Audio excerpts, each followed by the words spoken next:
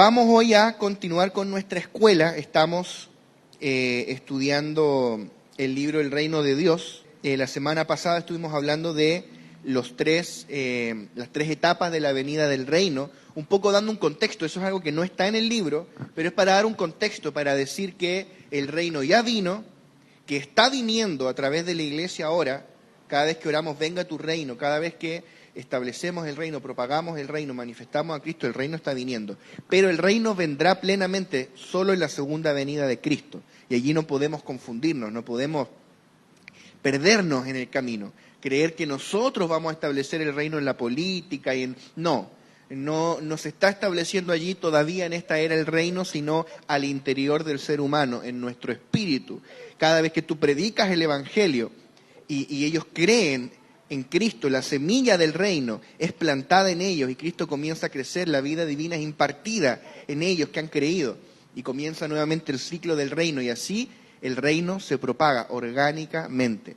Entonces, eso es lo que nos convoca, el reino. Y hoy la idea es poder hacer un repaso del ciclo 1 y del ciclo 2. Hoy vamos a estudiar un resumen de los primeros 14 capítulos del libro, todo lo visto hasta aquí. Es un montón de materia, pero no vamos a profundizar porque eso ya lo hicimos. Profundizamos, hemos hecho 39 clases hasta ahora, vamos a resumirlas en una. Cosas puntuales, las ideas centrales, como un recordatorio, una ayuda en memoria. Si no escuchaste las clases anteriores, te puedes poner al día, no hay problema.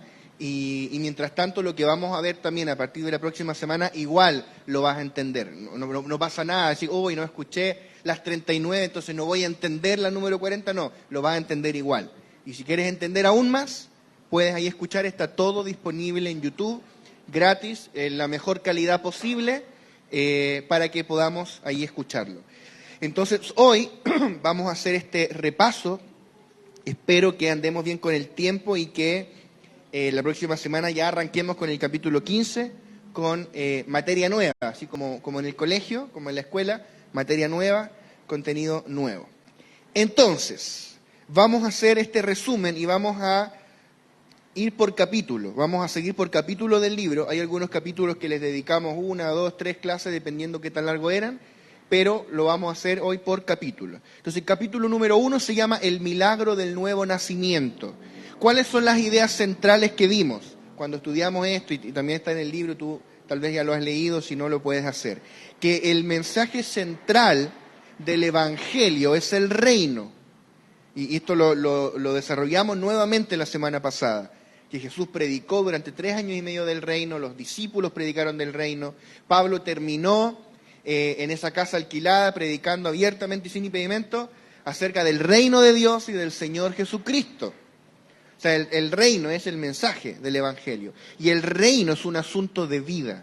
No es un asunto de conocimiento, no es un asunto de una teoría. No, es una vida que es impartida en nosotros, que es la vida misma de Cristo, la vida Zoe, la vida de Dios. Y la puerta de entrada al reino es algo que Jesús llamó arrepentimiento, metanoia. Cambiar completamente tu manera de pensar, un vuelco en 180 grados. Es decir, el camino que yo seguí hasta acá no era, y me arrepiento no solo de lo que hice, sino de mi manera de pensar, me arrepiento de lo que soy, para recibir a Cristo y comenzar ya a vivir a Cristo y dejar de vivirme a mí, comenzar a vivir su vida, para dejar de vivir mi vieja vida natural, adámica. Y para poder entender el reino, Jesús usó las parábolas. Y hay muchas parábolas que hablan sobre el reino, pero hay una en particular que tomamos como columna vertebral para este libro, que es la de la semilla de mostaza, que es Mateo 13, del 31 al 32, que dice: el reino de los cielos es semejante al grano de mostaza que un hombre tomó y sembró en su campo, el cual a la verdad es la más pequeña de todas las semillas, pero cuando ha crecido es la mayor de las hortalizas y se hace árbol, de tal manera que vienen las aves del cielo y hacen nidos en sus ramas. Entonces dijimos que cuando alguien cree en Cristo, Cristo como la semilla del reino, es plantado en su corazón. O sea, la tierra es mi corazón, la semilla es Cristo y ese hombre que siembra es el Padre. Entonces Cristo es plantado en mi espíritu, Él viene a morar de manera real, tangible, dentro de nuestro espíritu, y libera su vida, tal como una semilla cuando es plantada y el cascarón se abre y libera la vida que está dentro. Cuando Cristo vino a morar dentro de ti ese día que tú recibiste al Señor, tal vez fue una sencilla oración de fe, tal vez nada sobrenatural pasó, pero ese día la vida de Cristo fue impartida en ti y fue liberada dentro de ti y está comenzando a crecer en tu interior. Y el deseo de Dios es que esa semilla germine en tu espíritu, crezca, brote, salgan ramas, hojas, frutos, hasta que se convierta en un gran árbol, que es Cristo formado en nosotros, que Cristo crezca en nosotros. De eso se trata el reino, es un asunto orgánico. Esto es nacer del Espíritu, es que Cristo viene a morar en ti y tú vuelves a nacer, recibes la vida de Dios, recibes la naturaleza de Dios, la genética de Dios. Eres engendrado por el Espíritu Santo. Eso es un milagro y a eso le llamamos el milagro del nuevo nacimiento. Y ahora el deseo de Dios es que esa vida que tú recibiste crezca en ti. De eso se trata el libro, básicamente. Cómo esa vida va creciendo dentro de nosotros para luego afectar hacia afuera a los que nos rodean. Número 2, capítulo número 2, el reino interior del Espíritu. El reino interior del Espíritu. Hablamos allí de que hay dos árboles, para Dios solo hay dos árboles o dos simientes. El árbol de la vida, que es Cristo, y el árbol del conocimiento, que portaba la simiente satánica, diabólica. El mal estaba en ese árbol. La religión consiste en comer del árbol del conocimiento, del bien y del mal, todas las formas de religión. Ese árbol no agrada a Dios. El reino, en cambio, es comer del árbol de la vida, que es Cristo. Entonces, cuando tú comes a Cristo, ¿qué es comer a Cristo? Que Él entre en ti, en tu espíritu. Si yo me como una manzana, la manzana entra en mí y absorbo los nutrientes de la manzana. Si me como una hamburguesa del McDonald's, entra en mí, no hay muchos nutrientes que absorber, pero bueno, absorbo grasa. Pero si tú te comes a Cristo, si tú recibes a Cristo y Él viene a morar en ti, tú comienzas a absorber todas las inescrutables riquezas de Cristo. Entonces, el reino es comer del árbol de la vida. En cambio, la religión es comer del árbol del conocimiento. La religión es un fruto del árbol del conocimiento. El reino no es lo mismo que la religión. Cristo es contrario a toda forma de religión. Tenemos que ver esto. El reino no es un asunto de religión. El reino no se trata de recibir un conocimiento acerca de Dios. No se trata de recibir normas morales, de esforzarnos por ser buenas personas. El reino es que Cristo, como la semilla divina, es impartido en nosotros y nos imparte su vida y su naturaleza para que podamos vivir como Él vivió en esta tierra, para que podamos expresarle. Y esto hace que el evangelio del reino sea diferente de toda forma de religión. Piénsalo, todas las religiones que existen tratan de obedecer las ordenanzas de un maestro, de un líder espiritual, de un guía, de un libro, pero el evangelio del reino, la fe cristiana, pura, neotestamentaria, es que Cristo viene a vivir dentro de ti. No hay religión de por medio, Él viene a vivir en ti y comienza a leudarte y luego te inserta, y lo vamos a ver y estudiamos qué es lo que es la iglesia, te inserta en una realidad corporativa, colectiva, que es la iglesia, que es la expresión corporativa de la vida de Cristo en la tierra. Ya vamos a llegar allí. Otra cosa que vimos acá, que el reino de los cielos es el reino interior del Espíritu. ¿Qué significa eso? El reino es interior. Dios no está reinando en la política todavía, en esta era no. Y siempre lo repito, que se nos grabe esto. El reino en esta era es un reino interior, que opera al interior de las personas, transformándolos desde adentro hacia afuera, los leuda desde adentro hacia afuera. Y es el reino del Espíritu, porque se trata del gobierno del Espíritu Santo dentro de nosotros, que todo mi ser sea subyugado al gobierno del Espíritu Santo. Por eso el reino es el reino interior del Espíritu. Y otra cosa que vimos en este capítulo es que al nacer de nuevo fuimos completamente identificados con Cristo. ¿Qué significa eso? Que fuimos crucificados con Cristo, fuimos sepultados con Él, fuimos resucitados con Él y fuimos sentados juntamente con Él en los lugares celestiales. Todo eso ocurrió el día que te convertiste a Cristo. Lo que pasa es que recién después nos venimos a enterar. Entonces uno viene y dice, tengo que morir a esto. En realidad Dios te dice, tú ya estás muerto, moriste el día que te convertiste. Tengo que tomar la autoridad que el Señor me... Y Cristo te dice, tú ya estás sentado conmigo en lugares celestiales desde el día que te convertiste. El tema es que ahora se nos revele todo lo que ocurrió el día en que nosotros nacimos de nuevo. Ahí está todo el tema. Nosotros siempre queremos volver a lo viejo, a lo de antes, y no entendemos que ya fuimos hechos nuevos. ¿Por qué eso es importante? Porque ese es es el punto de partida para que Cristo comience a crecer dentro de mí, que tú entiendas esa obra consumada de la cual fuiste hecho parte. Me gusta mucho en el griego porque dice fuimos co-crucificados con Él, co-sepultados, co-resucitados, co-sentados con Él en los lugares celestiales. Allí estás tú. Amén. Cuando veíamos ahí el domingo de resurrección, veíamos un video, ¿verdad?, de la película esta de la Pasión de Cristo, imágenes fuertes, crudas. Y tú ves a Cristo siendo clavado a esa cruz. Y tenemos que arribar al punto de decir, ahí también estaba yo. Mi viejo hombre murió ese día en esa cruz. Lo que pasa es que me ha tomado, 10 años de convertido, enterarme de que yo ya morí. Yo ya no existo para Dios. Fui crucificado con Él. Y fui resucitado para andar en vida nueva. ¿Qué vida? La vida de Dios, la vida divina y sobrenatural que fue impartida en tu espíritu. Amén. Número 3. El capítulo 3 se llama Cristo formado en mí. Cristo formado en mí. El objetivo del reino a nivel personal es que Cristo sea formado en mí. Gálatas 4:19 dice, hijitos míos, por quienes vuelvo a sufrir dolores de parto, hasta que Cristo sea formado en vosotros. Ahí está, eso es, no hay más. Ese es el propósito contigo a nivel personal. Después para con otros es que manifiestes a Cristo, que lo expreses, que expandas el reino, que propagues el reino. Pero a nivel tuyo, personal, antes de ir a ganar a otros, Dios te quiere ganar a ti. Él quiere ganarnos, quiere conquistarnos, que seamos conquistados por la vida divina, que mi mundo interior sea conquistado por Él, por su vida. Entonces el reino consiste en que Dios imparta su vida en mí a través de la persona de Cristo y que esta vida comience a crecer dentro de mí hasta que llene todo mi ser, me leude, me transforme, me sature, hasta que Cristo sea formado en mí. Esto es igual que una mujer embarazada, y pusimos ese ejemplo y lo desarrollamos. Cuando una mujer está embarazada, al principio está todo igual, pero a medida que el bebé crece y es formado, la mujer es transformada, le crece la guatita y es conformada a la imagen del bebé. De la misma manera, cuando Cristo comienza a ser formado en nosotros, somos transformados y somos conformados a la imagen de Cristo. O sea, hay 3 palabritas, formación, conformación y transformación. Hace 1 o 2 años tuvimos una convención que se llamó así, tremendo tema para profundizar.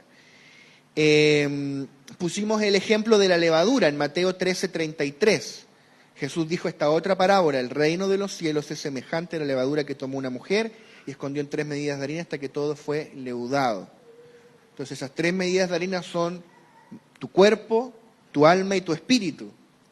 Y esa mujer representa el Espíritu Santo y la levadura es Cristo. Entonces el Espíritu Santo tomó a Cristo, lo puso en ti. ¿Para qué? Para que leude todo tu ser, no para que se quede solo en tu espíritu, solo en tu vida espiritual. A veces nosotros ejercitamos el espíritu solo los martes, los domingos, el jueves en la casa de iglesia, capaz por ahí, el viernes en la mañana me acordé de orar o escuché un rato al apóstol. No, yo tengo que aprender a, primero, ejercitar mi espíritu siempre, pero segundo, yo no puedo relegar a Cristo a mi espíritu. Él debe leudar mi alma y mi cuerpo. Las 3 medidas de harina. Todo lo que soy debe ser leudado por su persona. Y en particular mi alma, porque es allí finalmente donde Cristo debe ser formado. Porque en el espíritu Cristo ya gobierna. En el espíritu tú ya estás sentado en lugares celestiales. En el espíritu tú ya portas al Cristo completo. Tú ya estás listo en el espíritu. Y el cuerpo... Claro, en parte, Pablo dice que nuestro cuerpo es vivificado por esta vida divina, pero va a ser plenamente redimido cuando Cristo venga y nos dará cuerpos glorificados. Igual, algo recibe, vivificado, pero va a ser plenamente glorificado cuando Cristo venga. Pero ¿qué hay del alma? El alma está siendo salva ahora, el alma está siendo santificada, que sería un sinónimo, ahora. el alma está siendo transformada o leudada por la vida de Cristo en esta era. Entonces, allí en el alma está todo el tema. En el alma es donde Cristo debe ser formado principalmente. ¿Y qué encontramos en el alma? La mente, las emociones y la voluntad. Ese es el gran tema que nosotros tenemos. Allí está, como decía alguien una vez, ahí está el ladrillo. Está en mi mente, en mis emociones, en mi voluntad. Esos son todos nuestros problemas. Yo te aseguro que el 99% de los problemas que tú tienes no son culpa del diablo ni de los demonios. O sea, el 99% no lo son. Voy a dejar un 1% a que sí, porque sí, puede pasar. Sí, el diablo anda como león rugiente, sí existe la brujería, sí existe. Nosotros cada vez que vamos a la India se nos aparecen chorrocientos dioses,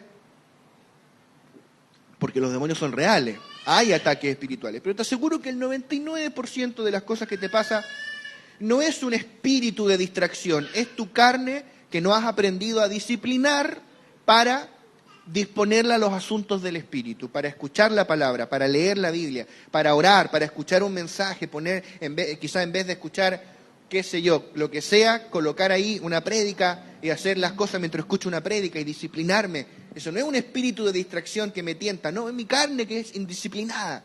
Mi voluntad no ha sido conquistada por la vida divina. Cuando soy inestable, no es un espíritu de inestabilidad, el 99% de las veces. Es mi alma, es mis emociones que no han sido leudadas por Cristo.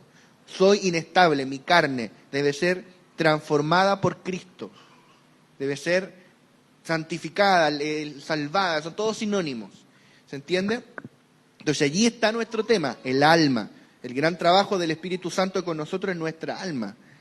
Ahí debe crecer Cristo, ahí debe crecer la vida divina. Eso nos lleva al punto 4, capítulo 4, creciendo en vida. Y ahí hablamos que el deseo de Dios es que su vida crezca en nosotros. El deseo de Dios es que su vida crezca en nosotros. Dios impartió su vida en nosotros, ¿verdad? Pero ahora esa vida debe crecer. Cristo fue plantado como una semilla en tu espíritu, pero no para quedarse como una semilla para siempre. Él quiere que esa semilla germine, crezca un tallo, se transforme en un tronco, crezcan ramas, hojas y salga un fruto, que es Cristo siendo manifestado a través de nosotros para bendecir a otros, que otros puedan comer a Cristo en ti. Pero para eso esa vida debe crecer. ¿Cuánto ha crecido la vida de Dios en ti? Lo primero tú tienes que saber, tú tienes la vida divina. Si tú recibiste a Cristo, tú tienes esta vida. A veces la sientes, a veces no, pero no importa, tú la tienes las 24 horas del día, tú la portas. Incluso cuando pecas, cuando te equivocas, tú portas esta vida. El tema es cuánto ha crecido, porque tal vez yo me convertí hace 10 años, hace 20, hace 2 años, y todavía tengo un Cristo semilla. ¿Cuánto ha crecido Cristo dentro de mí? Yo debo permitirle crecer. Ahora, yo no lo puedo hacer crecer, la vida crece por sí misma, pero yo puedo permitirle que crezca, no obstaculizar a la vida para que crezca en mí. Ahora, para que la vida crezca necesita básicamente 4 cosas que las desarrollamos en su oportunidad. Número 1, la semilla, que sería Cristo. Y la semilla es la misma, es el mismo Cristo que es impartido en todos nosotros. Pero ¿por qué será que algunos dan más fruto que otros? Si la semilla es la misma, la persona de Cristo que recibieron es la misma. Reinhard Bonnke, que siempre lo pongo de ejemplo, que ganó 80 millones de personas para Cristo en África. Él tenía el mismo Cristo que yo, no es un Cristo distinto. ¿Dónde está entonces la diferencia? En el tipo de tierra en que esta semilla es plantada. Y ese es el punto 2, la tierra, mi corazón. Y vimos 4 tipos de tierra, que sería junto al camino, en pedregales, entre espinos y la buena tierra. Lo desarrollamos en profundidad. Está todo eso allí en la lista de reproducción en YouTube. Está en el libro también si prefieres leer. Importante esto. Entonces, la tierra hace toda la diferencia. Hay tierras que la misma semilla da fruto al 30 por 1. Gloria a Dios. Pero otros al 60 por 1. Gloria a Dios. Y otros al 100 por 1. La tierra hace la diferencia. Tenemos que ser buena tierra. Tercero, la luz de la revelación. La luz de la revelación, la palabra revelada necesitamos.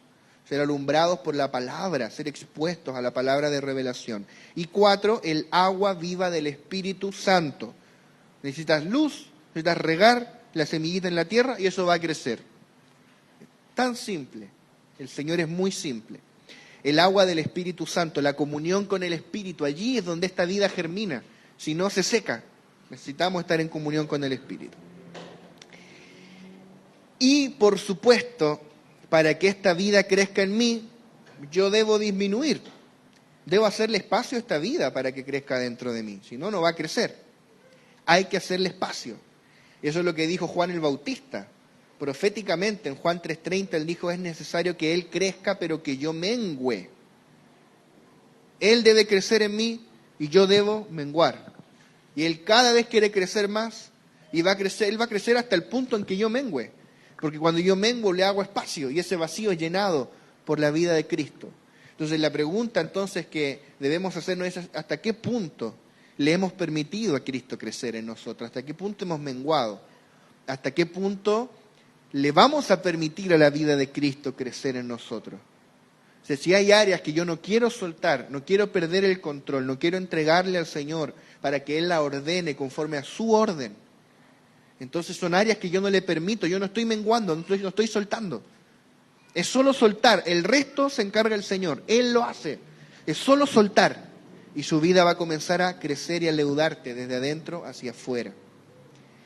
Número 5, la ley del Espíritu de vida en Cristo Jesús.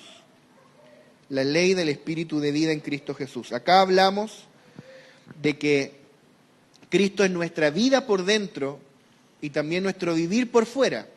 Filipenses 1:21 dice, porque para mí el vivir es Cristo y el morir ganancia. El vivir es Cristo, Cristo es tu vida. Colosenses 3, versículo 4 dice, cuando Cristo, vuestra vida, se manifieste, lo sabemos, ¿verdad? Vosotros seréis manifestados con Él en gloria. Cristo es tu vida. ¿Quién es tu vida? Cristo. Pero tú no tienes una vida, Cristo, tú eres lo primero en mi vida, tú no tienes una vida, Cristo es tu vida. Pero la vida es interna. Pero además Cristo es tu vivir. Para mí el vivir es Cristo, dice Pablo. Vivir por fuera, vida por dentro. Y básicamente lo que Dios desea es que tengamos un vivir cuya vida sea Cristo. Que mi vivir sea la expresión orgánica de la vida que me gobierna en mi espíritu y que está siendo formada en mi alma. Que esta vida de Cristo se exprese a través de mí. Y de eso se trata la ley del Espíritu de vida en Cristo Jesús, como vamos a leer ahora. En Romanos 7 y 8, Pablo habla de 4 leyes, que las estudiamos, las desarrollamos. Número 1, la ley de mi mente, la ley de mi mente. Número 2, la ley de Dios. Número 3, la ley del pecado. Y 4, la ley del Espíritu de vida en Cristo Jesús. Son 4 leyes y la más importante es la cuarta, la ley de vida, la ley del Espíritu de vida. Romanos 8, verso 2, dice, porque la ley del Espíritu de vida en Cristo Jesús me ha librado de la ley del pecado y de la muerte. O sea, esta no es una ley externa, es una ley que está dentro de ti. Lo que está diciendo es que esto es un asunto espontáneo, que la vida de Cristo que tú portas, cuando tú le permites manifestarse, espontáneamente esta vida va a ser lo que agrada a Dios. Es una ley, pero no una ley escrita en tablas, fuera de ti, en un libro. Es una ley escrita dentro, en tu interior, en tu espíritu. Y tú lo sientes, todos lo sentimos. Lo que pasa es que a veces no lo obedecemos. Cuando vamos a hacer algo y tú sientes la reprobación del Señor desde dentro. No lo hagas, hijo, no me agrada esto. Tú sientes la vida que te habita, diciendo, no quiero hacer esto. Y hay un sentir que te va dirigiendo. Esa es la ley del Espíritu de vida, que hace que nos brote de forma espontánea hacer lo que agrada a Dios. Es una ley de vida. Esto lo continuamos desarrollando en el capítulo 6, que se llama Guiados por el Espíritu. Capítulos 5 y 6 van juntos. Podría haber sido un mega capítulo, pero está separado a la mitad. Pero trazan el mismo tema, es como la parte 1 y 2 del mismo tema. Entonces ahí hablamos que esta es una ley de vida. O sea, toda clase de vida tiene una ley. Si tú, por ejemplo, consideras a un animalito, un pájaro, para un pájaro es natural volar. Él no se esfuerza en volar. Él no va a una universidad sobre cómo volar. no toma un seminario, no toma una escuela de obreros para aprender a volar. Cómo ser un volador eficiente. No, él aprende de forma... Nadie le enseña y tiene un cerebro de maní. ¿Cómo aprende? Porque la vida que porta, primero, la vida que porta le dice, tú tienes que volar. Es un conocimiento innato. Y segundo, le da la capacidad de volar. Porta una vida de pájaro que tiene alas, que tiene toda una estructura ósea, qué sé yo, las plumas, y puede volar. Y así, con todas las clases de vida. Tú portas una vida humana, por ejemplo, que es capaz de aprender inglés. Tu mascota no, tú sí. Tú podrías hablar inglés si lo aprendes. Portas una vida compatible. De la misma manera, la vida de Dios te transmite dos cosas. Te transmite el conocimiento innato de la voluntad de Dios y te transmite la capacidad innata para hacer la voluntad de Dios. O sea, por eso la ley de vida es tan poderosa. Porque la ley de Moisés que estaba afuera te decía, esto es lo que Dios demanda, pero no te daba la capacidad para cumplirla. En cambio, en el nuevo pacto, Dios no rebajó sus estándares, es más, los elevó. Jesús dijo, oísteis que fue dicho, no matarás. Yo os digo, cualquiera que le diga, necio a su hermano, merece el fuego del infierno. Oísteis que fue dicho, no adulterarás. Yo digo que el que mire a una mujer para codiciarla, ya adulteró contra ella en su corazón. Hermano, Jesús elevó los estándares. El tema es que el nuevo pacto te provee dentro de ti la capacidad para cumplir con las justas demandas de Dios a través de la vida divina que fue impartida en tu espíritu. Y a esta vida le brota de forma espontánea hacer lo que agrada a Dios. Esa es la ley del espíritu de vida. Y si tú obedeces al sentir de esa vida, de esa ley de vida, sin que te des cuenta, vas a vencer el pecado. Por eso dice, la ley del espíritu de vida en Cristo Jesús me ha librado de la ley del pecado y de la muerte. ¿Cómo está? Tremendo, es glorioso. Bueno, ahí puedes, si no lo has visto, si no lo has leído, profundizarlo más porque este tema es maravilloso. Y hablamos después un poco más allí sobre la guía del espíritu, cómo ser guiados por el espíritu, la enseñanza interior de la unción. Y hablamos de la función de los ministros de revelación en cuanto a confirmar la enseñanza interior de la unción, complementar, repetir, depurar lo que Dios nos está hablando, colaborar en la renovación de nuestra mente, entrenarnos para la obra del ministerio. Bueno, y trazamos varias cosas allí. Número 7, vamos a ir avanzando solo como un panorama general. Podríamos detenernos 1 hora en cada tema. Bueno, tendría que repetir la escuela de nuevo. Número 7, el fruto de la vida. Capítulo 7, el fruto de la vida. Cuando la Biblia, o específicamente el Nuevo Testamento, habla de fruto, usa la palabra griega karpos, que significa el fruto de un árbol. O sea, tiene que ver con la energía inherente de un organismo vivo. Está hablando con el desborde de una vida, el resultado orgánico y vital de la vida interior que estaba en una semilla, o sea, una semilla que creció, esa vida se agrandó, convengamos que el árbol es la semilla agrandada, no es una entidad distinta, la semilla que creció, cambió de forma, se glorificó, fue glorificada, y la vida que estaba en la semilla y que ahora corre por el interior del árbol, desborda hasta producir el fruto. El fruto es el desborde de la vida interior. Muchos árboles, de hecho, que tienen savia, la savia corre por dentro del árbol, absorbe los nutrientes de las raíces, corre por el árbol y se empieza a acumular, corre hasta la punta de la ramita y se empieza a acumular y ese desborde de savia produce el fruto. O sea, es el desborde de la vida interior, pero hacia afuera. Eso es el fruto. ¿Y qué significa el fruto en nosotros? O sea, es que yo recibí al Cristo semilla, Él fue plantado en mí. Él comenzó a crecer en mi interior. Él está creciendo, siendo formado en mí, transformándome. Mira, ya no me he dado ni cuenta y ya hay cosas que dejé de hacer. La ley de vida está operando en mí, tremendo. Y de repente empiezo a manifestar a Cristo, porque ese Cristo que yo recibí como vida está empezando a desbordarse desde mi interior hacia afuera como fruto. E igual que tú tienes un vaso y lo empiezas a llenar con agua, y lo llenas hasta que ya está rasante y llega un punto que hay una gota que derrama el vaso. O sea, mientras tú más te llenes de su vida, del Espíritu de vida, del Espíritu Santo, porque tú no puedes separar a Cristo de la vida, Cristo es la vida y también es el Espíritu. Por eso dice Pablo que el Señor es el Espíritu de Cristo. Bueno, Y ¿cómo se llama? Mientras más tú estés allí nutriéndote del espíritu de vida, que es el espíritu del Señor, más y más esta vida va a desbordar de ti. Eso es tremendo. O sea, cuando tú ves una labranza, el fruto no es resultado del esfuerzo del campesino, es el resultado del desbordamiento orgánico de la vida. Lo único que hizo el campesino es colaborar humildemente con la parte más fácil, echarle un poco de agua, no sé, pasar el rastrillo. Bueno, tampoco miro menos a los campesinos, pero comparado al esfuerzo que hace la vida hace crecer el árbol, la vida produce el fruto. O sea, todo el mérito es de la vida de Cristo. Y hablamos que el deseo de Dios es que nosotros llevemos mucho fruto, mucho fruto. Y que cuando nosotros predicamos a Cristo, lo que estamos haciendo es llevarle ese fruto a la gente. O sea, cuando tú vas y tú le predicas de Cristo a alguien, le estás llevando el fruto para que lo coman. Y la gente va a comer a Cristo a través de ti. Va a tomar, te cuelga una manzanita de Cristo, toma, la van a comer. Cuando tú le das una palabra de ciencia a alguien, cuando tú oras por alguien, ¿puedo orar por ti? Sí, oras por esa persona.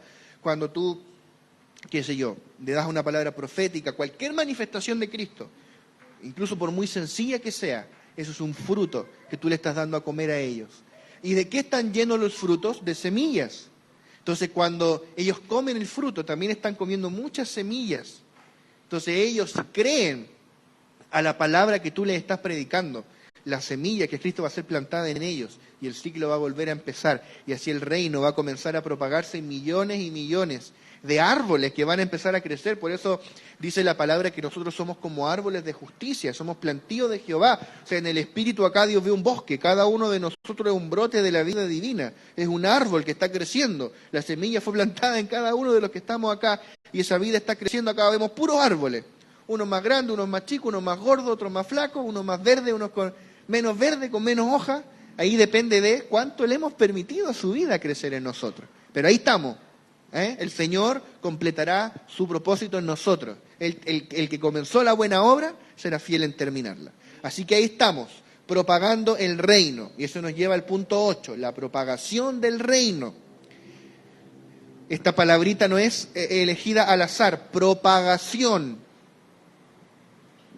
¿Qué te dice propagación? Si yo te digo la propagación del coronavirus, propagación de un virus, te habla de algo que está vivo, algo orgánico, que tiene vida, se propaga, se multiplica, una vida que se transmite, ¿no es cierto? Bueno, un virus técnicamente no tiene vida, biológicamente hablando, pero se entiende, ¿no es cierto? Hay un código genético que se transmite, ahí sí, para que no me reten los biólogos. Pero uno entiende, propagación, hay algo que se está transmitiendo de forma orgánica, no es una cosa como inerte. Entonces el reino no es inerte, el reino es orgánico. Y desarrollamos bastante ese punto cuando Pablo dice, yo planté, Apolos regó, pero el crecimiento lo ha dado Dios. Pablo no ocupa este lenguaje al azar, yo planté la vida de Cristo en ustedes. Apolos la regó con el agua del Espíritu, la regó por medio de la palabra, los consolidó, los corrigió, les pegó sus retos también, podó lo que hubo que podar para que la vida crezca en los santos. Entonces, esto nos muestra que el reino es orgánico. O sea, el reino es esta semilla que fue plantada y el árbol que está creciendo, que ahora en un sentido corporativo es la iglesia, como decíamos la semana pasada. El evangelio también es orgánico. El evangelio no es una doctrina, el evangelio no está muerto, no es inerte, está vivo. La palabra está viva, es orgánica. Colosenses 1, versos 5 y 6 dice, a causa de la esperanza que os está guardada en los cielos, de la cual ya habéis oído por la palabra verdadera del evangelio, la palabra del evangelio, que ha llegado hasta vosotros, así como a todo el mundo, y lleva fruto. ¿Cómo es eso que la palabra lleva fruto? Y crece. ¿Cómo crece? También en vosotros desde el día que oísteis y conocisteis la gracia de Dios en verdad. El evangelio crece, lleva fruto porque está vivo. Es orgánico. Esto es como el meme así. Esto nos tiene que hacer clic, nos tiene que impactar. El evangelio está vivo. Y la iglesia, de acuerdo a 1 Corintios 3, es una labranza, 1 Corintios 3, 9, porque nosotros somos colaboradores de Dios y vosotros sois labranza de Dios, edificio de Dios. Que lo que es una labranza es un campo de cultivo, muchos brotes de la vida divina. Eso es la iglesia. Acá hay muchos brotes de la vida de Cristo que están creciendo. Y cada vez que nos reunimos somos regados. Somos regados con la enseñanza de la palabra, somos regados cuando oramos unos por otros. Qué hermoso lo que se está dando mucho en las reuniones, en los tiempos de administración, que unos oran por otros y esos otros después por los otros. Oramos unos por otros, no es unidireccional. Se está dando mucho eso y todos somos edificados por el hermano que está al lado, a través del fluir del Espíritu, la palabra que el Señor va dando. Somos regados en la alabanza, en la adoración, en los tiempos de oración, o sea, en todo, en las ofrendas, en todo. Estamos siendo allí regados, edificados, para que esa vida crezca. Y además, cada uno de nosotros somos colaboradores de Dios en la propagación de su vida. Y eso nos lleva al capítulo 9, que se llama la iglesia. Ya nos vemos ya en la necesidad de definir la iglesia. Si te fijas, estamos saliendo de la esfera de lo individual en el libro y en la escuela para entrar en la esfera de lo corporativo. Ya no es solo yo, Cristo en mí, no, ahora ya es Cristo en nosotros. Cristo en su iglesia, de la cual yo soy parte. Ya no es solo Él me está edificando, no, yo estoy siendo edificado en una casa de la cual yo soy una piedra viva, la iglesia. Este capítulo parte hablando del misterio del Evangelio. El Evangelio es un misterio, es misterioso. Eso significa que es algo que está oculto de la inteligencia natural, pero no significa que no se pueda conocer. Sí se puede conocer, si Dios te lo revela. Y el Espíritu Santo, a través de la palabra, a través de las administraciones, Él nos está revelando el misterio del Evangelio. Y dice la palabra que ese misterio se compone de dos misterios, el misterio del Padre y el misterio del Hijo. ¿Cuál es el misterio del Padre? Precisamente el Hijo, que Dios tiene un Hijo. Eso fue todo el Antiguo Testamento, un misterio que estuvo velado hasta que Cristo fue manifestado. ¿Y cuál es el misterio de Cristo? La iglesia, su esposa, que Él iba a morir, resucitar e impartirse en un cuerpo corporativo y colectivo, que Él iba a agrandarse a la iglesia. La iglesia es el nombre que Cristo recibe en resurrección. El Cristo tiene dos cuerpos, su cuerpo individual que está sentado en el trono y con el cual Él va a volver a la tierra, y su cuerpo colectivo, místico, espiritual, que es la iglesia. Eso es un misterio, dime si no es misterioso eso. Pero no significa que sea difícil de entender, solo que nuestra mente no es el órgano apropiado para hacerlo, sino nuestro espíritu, donde mora el Espíritu Santo. Entonces, ¿qué es lo que hablamos acá? Hablamos de que si ahora tomamos la semilla de mostaza en un sentido colectivo, corporativo, la tierra es el mundo, Cristo es la semilla, el Padre plantó la semilla en el mundo, en la cruz Él murió, el cascarón se rompió, la vida fue liberada y en su resurrección creció un árbol, que es la iglesia. La iglesia es ese árbol que está creciendo en el mundo, o sea, ese árbol que está atrás allí en la portada del libro, ese árbol es la iglesia que está creciendo en el mundo, a pesar de que la iglesia es odiada, es perseguida en más de 76 países, si no me equivoco, con índices altos y severos de persecución. Y la iglesia sigue creciendo, es más, de los países perseguidos donde más crece la iglesia, es una locura. Y sigue creciendo este árbol que es la iglesia. O sea, la iglesia es la extensión orgánica del Cristo resucitado. Cristo era la semilla, la iglesia es el árbol. Portamos su misma vida, su misma naturaleza. Colectivamente como iglesia somos Cristo.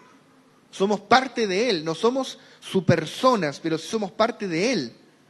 O sea, somos parte de un nuevo hombre corporativo donde Él es la cabeza y nosotros el cuerpo. Dime si eso no es misterioso, por lo demás. O sea, somos parte de un edificio que es Cristo y la iglesia. Somos parte de la nueva Jerusalén, que es Dios mezclado con la humanidad redimida. O sea, ahí estamos, en la iglesia, la extensión orgánica del Cristo resucitado. Es el nombre, es la forma que Cristo hoy tiene en resurrección. Y los dos aspectos principales que desarrollamos acá fue la iglesia como el cuerpo de Cristo y la iglesia como la casa del Dios viviente. Yo siento tanto gozo y una cosa, no sé cómo explicarlo, cuando hablo de estas cosas. Siento que estamos tocando asuntos tan sublimes. El cuerpo de Cristo, la casa del Dios viviente, columna y baluarte de la verdad. Eso es la iglesia. Somos parte de algo tan maravilloso, de algo tan glorioso. ¿Para qué? Para que juntos expresemos a Cristo en la tierra. Demos ese fruto que está lleno de semillas que van a ser plantadas en la vida de la gente, a fin de que se repita el proceso de Cristo, comience a crecer y ser formado también en ellos. Y hablamos en esta clase de que la única obra del ministerio es la edificación del cuerpo de Cristo. Efesios capítulo 4. Dios no tiene otro interés, no tiene otra meta, no tiene otra obra en esta era. Por ende, se nos debe revelar lo que es la iglesia. La iglesia es algo que está velado de la mente natural. La iglesia es sobrenatural. No debemos pensar que ya entendemos lo que es la iglesia. Es sobrenatural. Necesito que se me revele esta realidad de lo que Dios llama iglesia, esta entidad corporativa que Dios llama iglesia. Hay mucho allí para hablar. Bueno, desarrollamos varias cosas acá, pero hay mucho más para decir al respecto.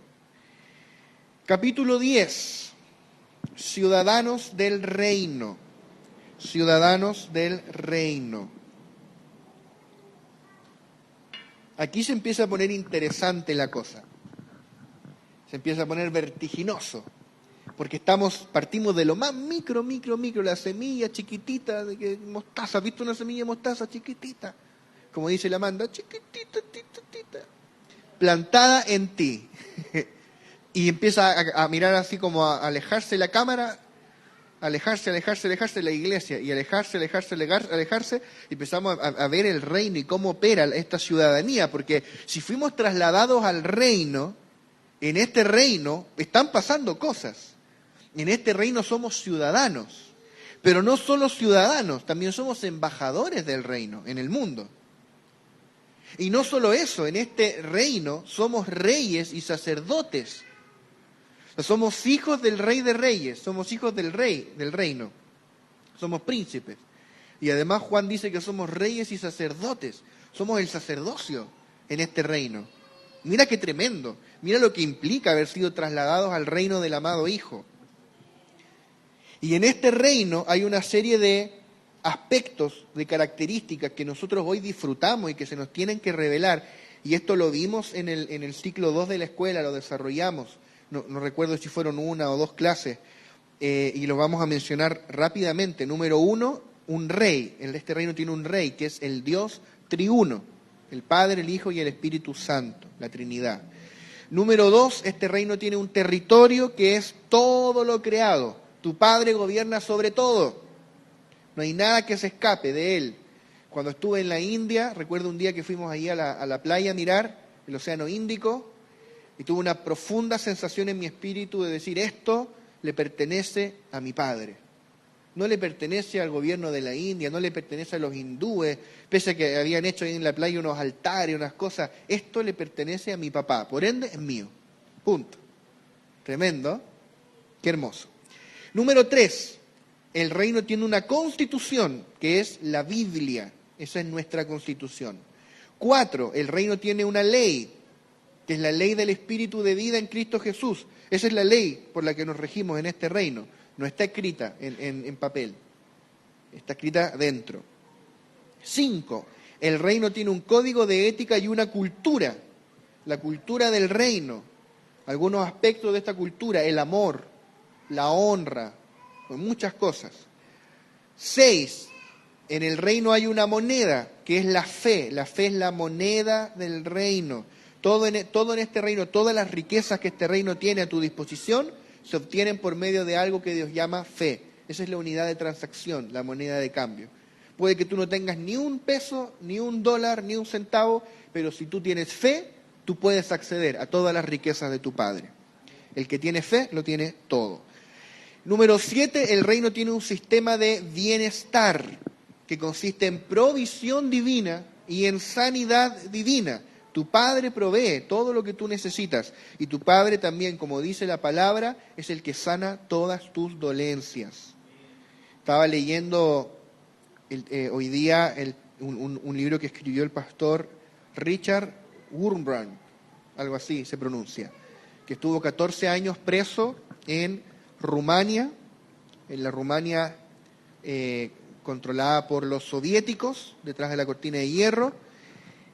14 años preso, torturado, contaba que estuvo 2 años en una celda encarcelada en absoluto silencio.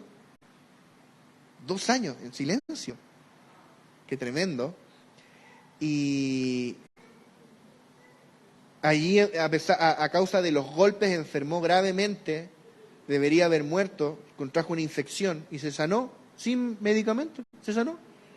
Y cuando después lo pagaron $10.000 para rescatarlo y llevarlo a Occidente, $10.000 de esa época, de los años 60 del siglo pasado, lo llevaron a Occidente y el médico lo examinó y dijo, ¿qué médico te trató esto? ¿Qué médico? Le dijo, el Señor en quien usted no cree, me sanó a mí. Sanidad divina, tú tienes un Padre que te sana, amén, y que te provee. Da lo mismo si el mundo está en crisis, nosotros no estamos en crisis. Y número 8, el reino tiene un ejército que son los ángeles de Dios, un ejército de ángeles que está a nuestra disposición. Dice la palabra que el ángel de Jehová acampa alrededor de los que le temen y los defiende. Esos son versículos que yo aprendí de niño, me los enseñaron mi papá y mi mamá. Qué bonito. El ángel de Jehová acampa alrededor de los que le temen y los defiende. Amén. Dicho sea de paso, enséñele la palabra a sus hijos. Número 11, la oración del reino. La oración del reino. Otro versículo para enseñarle a los niños. En paz me acostaré y asimismo dormiré, porque solo tú, Señor, me haces vivir confiado. Bueno, la oración del reino. La oración es tremendamente importante. Dedicamos allí un capítulo a hablar de esto. La oración en el reino es hecha desde el nuevo pacto. ¿Qué significa eso? Que es hecha desde nuestra posición y no desde nuestra situación. ¿Cuál es tu situación? El problema que estás pasando, la crisis, la necesidad, que es real, no la negamos, está ahí. Pero tú no oras desde tu crisis, tú oras desde tu posición, sentado en los lugares celestiales en Cristo Jesús. Tú oras desde tu posición de justicia, desde tu posición de que tú ya fuiste declarado santo, justo, merecedor por gracia, pero merecedor por los méritos de Cristo, de todas las riquezas del reino. Tú desde allí oras. O sea, tenemos que aprender a orar desde el nuevo pacto, eso es lo primero. Y lo segundo, que la oración en el reino es en el Espíritu. Tenemos que aprender a orar en el Espíritu. Judas 1:20 dice, pero vosotros, amados, edificando sobre vuestra santísima fe, orando en el Espíritu Santo. Judas 1:20. En realidad se debería decir Judas 20, porque Judas tiene solo un capítulo. Pero da igual, no soy quisquilloso con eso. Entonces, orando en el Espíritu Santo. ¿Cómo oro en el Espíritu? ¿Qué significa orar en el Espíritu? ¿Significa que pongo los ojos blancos? ¿Qué significa? Orar en el Espíritu significa que el Espíritu Santo que mora en nosotros, ora a través de nosotros al Padre. O sea, es Él orando a través de mí. Ahora, yo por lo general estoy consciente, pero yo me doy cuenta que es Él orando a través de mí. Eso es orar en el Espíritu, no es mi mente natural orando al Padre. Aunque a veces partimos orando con la mente y ahí se activa el Espíritu y ¡fum! Por algo hay que partir. Pero tenemos que aprender a orar en el Espíritu. Es lo mismo que decir que orar en el Espíritu es que el Cristo que me habita ora al Cristo que está en el cielo, que es el mismo Cristo, no se vaya a confundir. Y después en este capítulo estudiamos la oración que se suele llamar el Padre Nuestro, porque comienza así, Padre Nuestro que está en los cielos, que la llamamos aquí la oración del reino, porque es una oración que los hijos iban a realizar. Por eso dice Padre Nuestro, ellos no eran hijos en ese momento, por eso no podían hacer esa oración, era una oración para cuando ellos fueran hijos. Porque yo he escuchado gente que dice, no, esa oración ya no opera en el nuevo pacto porque Jesús la dijo antes de la crucifixión. Pero si antes no eran hijos, ¿cómo van a orar entonces? No habían hijos, más que uno, el unigénito. Después de la resurrección, Jesús dice, ve y dile a mi Padre y vuestro Padre. Entonces esta oración es para nosotros en el nuevo pacto, para los hijos. Y esta es una oración corporativa, dice, Padre nuestro, no mío. Ya aquí estamos, ya salimos de la etapa individual del reino. Ahora estamos en la etapa corporativa, estamos aquí hablando asuntos corporativos, asuntos como iglesia. ¿Cómo como iglesia podemos expresar a Cristo de forma mayor? Eso es el tema que nos convoca ahora en esta etapa de la escuela en la cual estamos. Y dijimos que el propósito de la oración es doble, es intimidad y gobierno. Intimidad y gobierno. ¿Dónde vemos la intimidad? Cuando dice santificado sea tu nombre, eso es adoración, intimidad con el Espíritu Santo. Estar simplemente con Él por estar con Él, disfrutar de su presencia. Me recuerda de nuevo este libro que estaba leyendo hoy, de este pastor que estuvo 14 años preso, en pleno silencio, y él decía, ¿usted cree que yo lo pasé mal? Le quiero decir que encontré una dimensión de deleite de Cristo que yo no conocía cuando no estaba preso. Tremendo, yo no he estado preso. Me impactó mucho leerlo de él, que sí, lo estuvo preso por el Señor. Deleite de Cristo, simplemente disfrutarlo a Él, intimidad. Y lo segundo es gobierno. ¿Dónde encontramos eso? En venga tu reino. Establecer el gobierno de Dios en la tierra. Como dijo alguien una vez, la oración es nuestro derecho a gobernar. Me parece que fue Raúl Ávila. La oración es nuestro derecho a gobernar. Cuando tú oras, tú gobiernas. Tú tienes autoridad. Tenemos que deshacernos de esas oraciones lastimeras y orar con autoridad. Y establecer en la tierra lo que ya está establecido en el cielo. ¿Verdad? Lo que ya está atado en el cielo, yo lo ato aquí en la tierra y al revés, ¿no es cierto? O sea, yo establezco aquí lo que Dios ya estableció arriba. Número 12. Seguimos adentrándonos en esta visión corporativa, colectiva, y pasando cada vez más de lo interior hacia lo exterior. Hablábamos la semana pasada que una de las cargas que Dios me puso para escribir este libro es que el reino tiene un aspecto interior, pero también tiene un aspecto exterior. Ninguno de los dos es más importante que el otro. El error es que le hemos dado mayor importancia a uno o a otro. Y en realidad los dos son parte de lo mismo. Y el aspecto externo es la consecuencia del aspecto interno. O sea, si Cristo está creciendo en nosotros, siendo formado, nos está leudando, se va a comenzar a manifestar hacia afuera. Y estas cosas que estamos hablando, esta autoridad, este poder, se van a comenzar a manifestar en nosotros. El capítulo 12 se titula El Cristo que nos fue dado. Viéndolo en retrospectiva, tal vez un mejor título podría haber sido Las inescrutables riquezas de Cristo. Finalmente fue como el tema central que tocamos en ese capítulo. Pero bueno, el título ya está. El Cristo que nos fue dado. La idea de este capítulo es hablar un poco más acerca de quién es este Cristo que fue impartido en nosotros. Porque uno ya da por sentado, sí, Cristo, sí, ya lo conozco. Sí, lo conozco, pero no significa que conozca todo lo de Él que hay disponible para ser conocido. Él es mucho más de lo que yo he conocido hasta ahora. Necesitamos una mayor revelación de quién es este Cristo que fue impartido en nosotros. Él es el Cristo todo inclusivo. Lo incluye todo. Esa es una palabrita para que usted impresione a alguien en una casa de iglesia. Te voy a hablar del Cristo todo inclusivo. Te queda así como el nuevo Lucas Márquez. Pero significa que lo incluye todo. Y dile eso a la gente, que Cristo lo incluye todo, todo lo que tú necesitas, todos tus problemas fueron resueltos en Él. Y aún mucho más que de lo que tú quizás crees que no necesitas o no sabías que necesitabas. Todo fue reunido en la persona de Cristo. El versículo clave acá es Efesios 3:8. A mí, que soy menos que el más pequeño de todos los santos, me fue dada esta gracia de anunciar entre los gentiles el evangelio de las inescrutables riquezas de Cristo. El contenido del evangelio es las inescrutables riquezas de Cristo. Y a nosotros nos fue encomendado predicar el evangelio de las inescrutables riquezas de Cristo. ¿Qué significa inescrutable? Algo insondable, es tan profundo que no puedes ver el fondo, no lo puedes tocar. Así de profundas, así de abundantes son las riquezas de Cristo.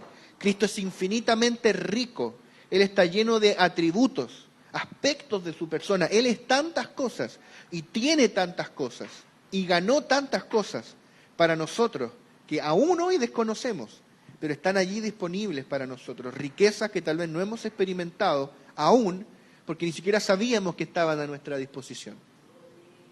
Necesitamos que nos sean desveladas estas riquezas. Yo recuerdo, hace algunos años tuve un sueño profético. El Señor me mostraba como una excavación arqueológica. Estaban como excavando y encontraban como un templo antiguo, como típica excavación arqueológica. Y al fondo abajo en el templo habían un montón así de riquezas, copas de oro y cosas, como está típico en las películas, montañas de cosas de oro, piezas de oro y cosas fabricadas de oro, un tremendo tesoro que estaba allí y nadie sabía porque estaba como bajo tierra, estaba oculto de la vista natural. Y el Señor me hablaba y me decía de que en Cristo hay riquezas que no hemos tocado aún, solo porque no sabíamos que estaban allí a nuestra disposición. Hasta que por la palabra y por el Espíritu el velo sea quitado y se nos revelen las riquezas que ya habitan en tu espíritu. Esto no es que Dios te lo va a dar algún día, no es que tengas que portarte bien, hacer mérito o dar una ofrenda. A Dios no lo compras con dinero. Ofrendamos sí, por gratitud, por honra, pero no para comprar a Dios. No, estas riquezas ya habitan en tu espíritu, ya están, por gracia, ya las tienes. El tema es que se te revele lo que ya tienes en la persona de Cristo. Y yo te aseguro, y yo me siento expectante en cuanto a esto, hay riquezas que no hemos conocido. Y no me incluyo por buena educación. No. Hay riquezas, el Señor me ha notificado esto, hay riquezas de Cristo que yo no conozco, que no tengo idea que existen. Yo, que estoy predicándote esto, hay riquezas que yo no conozco. Y estoy desesperado por conocerlas. Amados, debe haber un hambre en nosotros por experimentar más a Cristo, más en profundidad a Cristo. Cuando dice que el Espíritu nos revela lo profundo de Dios, lo profundo de Dios es la persona de Cristo. Insondables riquezas, inescrutables riquezas. Si tú crees que Él es solo el Salvador, solo el Redentor, te estás quedando muy corto. Solo el libertador, solo el sanador, solo el proveedor, todavía te estás quedando corto. Solo el Rey, solo el Señor, solo el sumo sacerdote, todavía nos estamos quedando cortos. Hay aspectos de Él que en este tiempo, como iglesia global, vamos a entrar a disfrutar. Yo lo creo, amén, en estos últimos tiempos que estamos viviendo.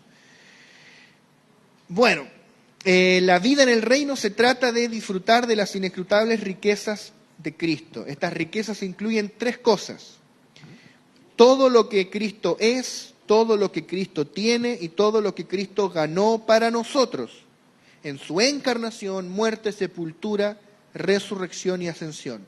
Tres aspectos, ¿ves? Todo lo que Él es, porque Él es Dios, por ende Él es muchas cosas, de eternidad a eternidad. Eso son parte de las riquezas que Él quiere que tú disfrutes. Él además tiene muchas cosas, porque Él es Dios. Todo eso también son riquezas que están a tu disposición. Todo lo que Él tiene, desde lo más espiritual hasta lo más natural. O sea, desde su sabiduría, su poder, su gloria, su unción. Todo eso son riquezas, pero que están a tu disposición. Pero también aquí lo de acá, porque vivimos acá también, en la tierra. Tenemos también temas naturales que resolver. O sea, si el Señor dice, mío es el oro y mía es la plata, bueno, entonces ahora esas riquezas están a mi disposición también. O sea, esto lo incluye todo. Y todo lo que Él ganó para nosotros. Y aquí los logros de la obra consumada de Cristo, esto da como para 10 libros más. Solo eso. Los logros de la obra consumada de Cristo, porque en cada paso de Cristo hay riquezas que Él ganó para nosotros. En la encarnación, en el vivir humano, en la muerte. De hecho, el capítulo que sigue, hablamos de las riquezas que Él ganó a través de su muerte en la cruz. Capítulo 13, la herencia redentora. Luego están las riquezas de la resurrección. De hecho, hay un capítulo que se llama, me parece, si no recuerdo mal, el poder de la resurrección. Ahí están las riquezas de la resurrección. Y luego están las riquezas de la ascensión, las cosas que Él ganó para ti cuando Él se sentó a la diestra del trono de Dios. Entre otras, es que te sentó con Él en los lugares celestiales. Son parte de las riquezas de la ascensión. Pero eso es como lo básico, pues está ahí en Efesios 2 a la vista, hasta un ateo lo puede leer. Pero hay cosas que tú comienzas a experimentar de la atmósfera celestial por causa de que tú estás sentado en los lugares celestiales. Esas son riquezas de la ascensión disponibles para ti. Entonces aquí hay muchísimo, muchísimo, muchísimo para tratar y desglosar. Se nos va a ir la vida y no nos va a alcanzar para descubrir estas inescrutables riquezas. Hablamos de que Cristo es la tierra prometida en la cual vivimos y que el Espíritu Santo es quien aplica a nosotros todas estas riquezas. Y ahí viene el capítulo 13, que es la herencia redentora, donde vimos los logros de la cruz. Solo la cruz, como si fuera poco. La cruz. Vimos las riquezas que Él ganó en su muerte en la cruz.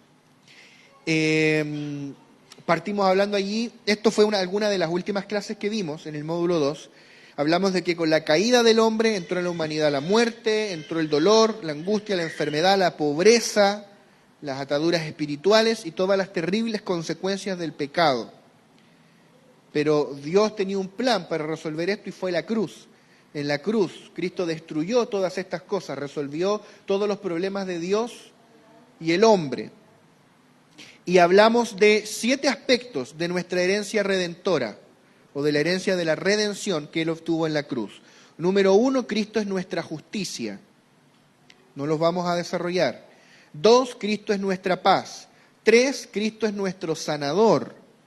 4, Cristo es nuestro proveedor. 5, Cristo es nuestro pastor. 6, Cristo es nuestra victoria. Y 7, Cristo está presente, siempre.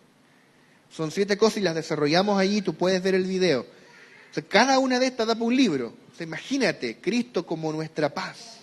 ¿Cuánta gente hoy batalla con ansiedad, con crisis de pánico, angustia, dolor? Cristo es nuestro sanador, Cristo es nuestro proveedor, nuestro pastor, el que nos guía, que nos dice qué camino seguir. Entonces, esto es tan relevante que esto nos muestra la necesidad que tenemos de que se nos revele el mensaje de la cruz, que se nos revele qué es lo que ocurrió en la cruz, la obra consumada de la cruz. Solo a modo de referencia, en 1 Corintios 1, verso 18 dice, porque la palabra de la cruz, si no sabemos todavía qué es lo que es la palabra de la cruz, todavía vemos muy poco, necesitamos revelación del Espíritu. La palabra de la cruz es locura para los que se pierden, pero a los que se salvan, esto es a nosotros, es poder de Dios. Verso 22, en adelante, porque los judíos piden señales y los griegos buscan sabiduría, pero nosotros predicamos a Cristo crucificado, para los judíos ciertamente tropezadero y para los gentiles locura, mas para los llamados, así judíos como griegos, Cristo poder de Dios y sabiduría de Dios. Y 14 y último, por hoy, herederos del reino. Este es el último capítulo del libro que estudiamos. Me parece que en 2 clases, si no mal recuerdo, donde continuamos desarrollando el tema de la herencia. Romanos 8:17 dice algo clave, dice, y si hijos, también herederos, herederos de Dios y coherederos con Cristo, si es que padecemos juntamente con Él, para que juntamente con Él seamos glorificados. O sea, si tú eres un hijo de Dios, y ya vimos que lo somos, entonces también tú eres un heredero de tu Padre y un coheredero con Cristo. O sea, todo lo que es de Cristo también es tuyo. Todo, sí, todo. Tremendo. Somos herederos de todas las riquezas de Cristo. O sea, no te las tienes que ganar, no tienes que luchar por ellas, no tienes que arrebatárselas al diablo. No, son tuyas, son tu herencia, es tu derecho, porque Cristo pagó hasta la última gota de su sangre para que tú seas heredero de estas riquezas. El diablo fue vencido, el pecado fue resuelto, fuiste hecho digno por la sangre del Cordero, tienes libre acceso al trono para disfrutar de estas riquezas. ¿Cómo accedo al trono de la gracia? Entrando en mi espíritu, donde mora Dios, donde mora Cristo. Santiago 2:5, hermanos míos amados, oíd, ¿no ha elegido Dios a los pobres de este mundo para que sean ricos en fe y herederos del reino que ha prometido a los que le aman? ¿Ves? Somos herederos del reino. Qué lindo, dice Dios eligió a los pobres de este mundo. Creo que nadie aquí era rico antes de Cristo. Hay algunos acá que el Señor les ha prosperado en cierta medida.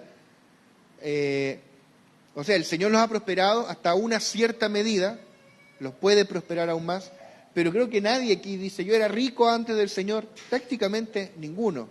Él eligió a los pobres de este mundo para ser ricos en fe. ¿Y qué pasa si alguien es millonario y se convierte? Gloria a Dios. Lo que pasa es que él es tan pobre que lo único que tiene es dinero. No tiene las verdaderas riquezas. Pero se puede convertir al Señor, por supuesto. Entonces fuimos hechos herederos del reino de nuestro Padre. Por eso la palabra dice que todo es nuestro y nosotros de Cristo y Cristo de Dios. Lucas 12:32. No temáis, manada pequeña, porque a vuestro Padre le ha placido daros el reino. Amén.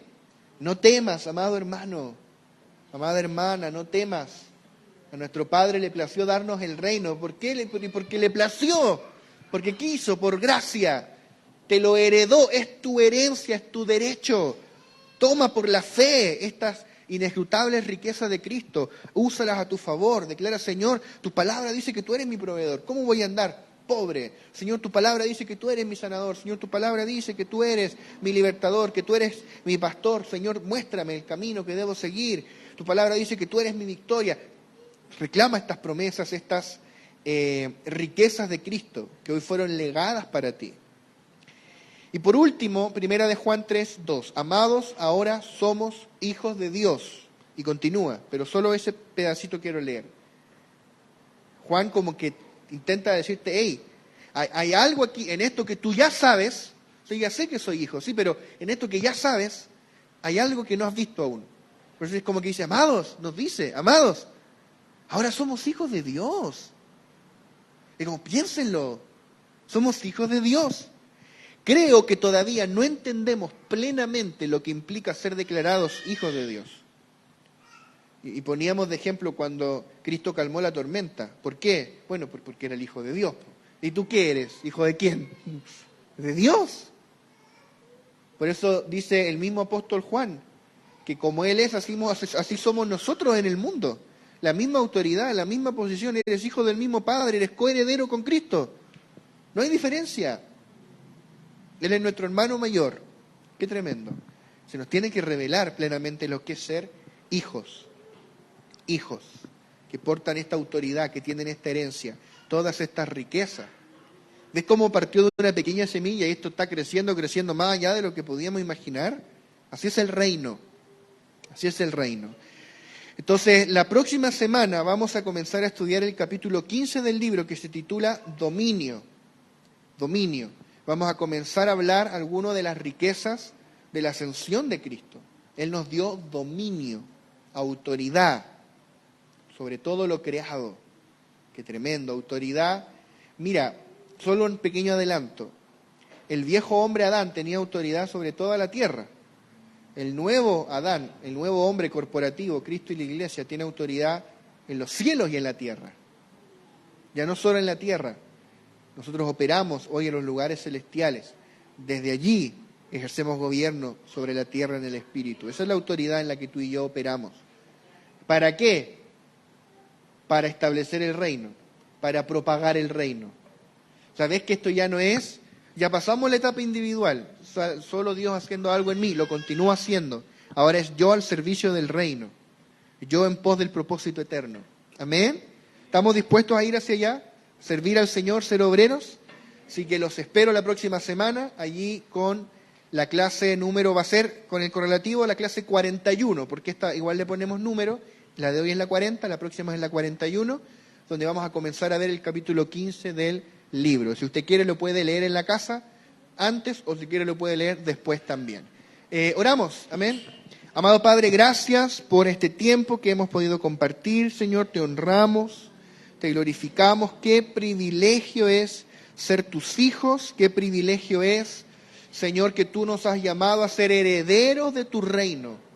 Señor, a ser gente que carga autoridad, gente que establece tu gobierno en la tierra cada vez que ora, cada vez que habla en fe, cada vez que suelta la palabra.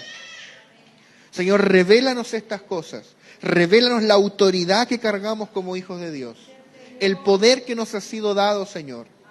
Que no somos lo último, que no somos, Señor, algo con lo cual el diablo pueda barrer, sino que somos gente a la cual el diablo le teme, porque cargamos la autoridad del Dios Todopoderoso, la vida increada y eterna en nuestro espíritu. Te glorificamos, Señor, en el nombre de Jesús. Amén.